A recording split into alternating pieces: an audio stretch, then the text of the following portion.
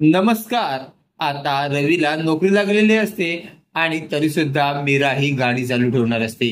मीरा गाडी चालू ठेवणार आणि आता चांगलेच पैसे कमवणार. त्यामुळे पंकज आता टेन्शन आलेला असतो. कशा प्रकारे ह्यांची गाडी बंद करायची हे पंकजला कळत नसतं. तेवढ्यात देविका येते. आता देविकाला सुद्धा बातमी लागते की आता रवीला नोकरी लागलेली आहे. तरी सुद्धा मीरा म्हणते गाडी चालू ठेवणार. त्यावर आता देविका म्हणते कसं शक्य आहे ते. त्यावर पंकज म्हणतो, बेबी तुझ्या लक्षात येतं का, अगं ती मीरा आहे मीरा. ती एकदा बोलली ना गाडी चालू ठेवणार की ठेवणार, तिला कोणती तरी आयडिया सुचली असणार आहे आणि त्या आयडियानेच ती गाडी चालू ठेवणार. हे ऐकल्यावर आता देविका हादरते. देविका म्हणते, अरे बेबी तुला कळत नाही का, त्यांची गाडी बंद झाली पाहिजे. त्यांनी जर घरात पैसे कमवून आणली तर त्यांचीच वाहवा होईल, आपली होणार नाही. त्यामुळे त्यांची गाडी बंद झाली पाहिजे. तर आता ह्यांची गाडी कशी बंद करायची असा पंकज विचार करू लागतो. पंकजला आता कळत नसतं. तर इकडे काही दिवस जातात. त्यांची गाडी मजेत चाललेली असते. इकडे रवीची नोकरी सुद्धा जकात चाललेली असते. आता घरात पैसा येऊ लागतो. गाडीवरनं आलेल्या पैशामुळे हे दोघंही तेजीत असतात. हे बघून आता देविकाचा आणखीनच जळफळाट होऊ लागतो. आता देविकाला कळत नाही काय करायचं. आता देविकाला पैशाची गरज असते. देविकाला तो माणूस आता ब्लॅकमेल करून टाकतो. तो म्हणतो माझा पुढचा हप्ता दे. आता देविका म्हणते थांब जरा.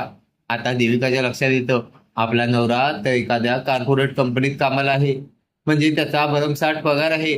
त्यात ना 50,000 रुपये जर आपण याला दिले तर काही बिघडणार नाही.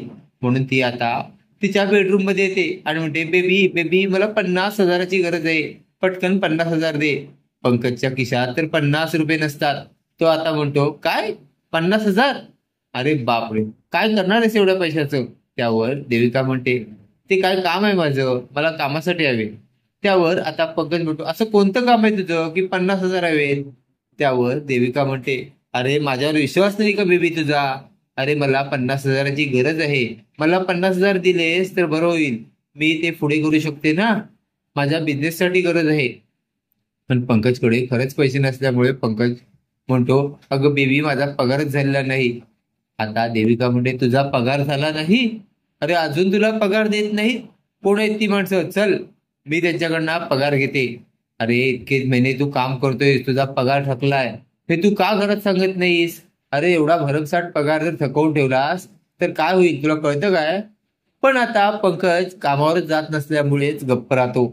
आता देविका म्हणते सांग लवकर सांग कोणत्या ऑफिसमध्ये कामाला जातो. आता पंकज काहीच सांगत नसतो. त्यावर आता काय करायचं हे देविकाला कळत नसे. देविका जरा चिडलेली असते.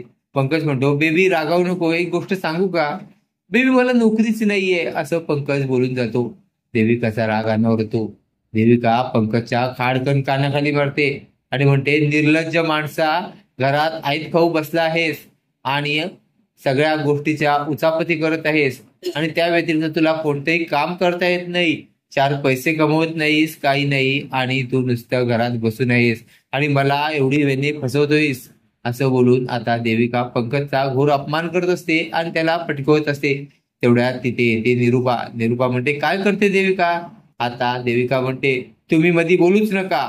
असेच मालिकेचे नवनवीन अपडेट पाहण्यासाठी व्हिडिओला लाईक आणि चॅनलला सबस्क्राईब करायला विसरू नका. थँक्यू.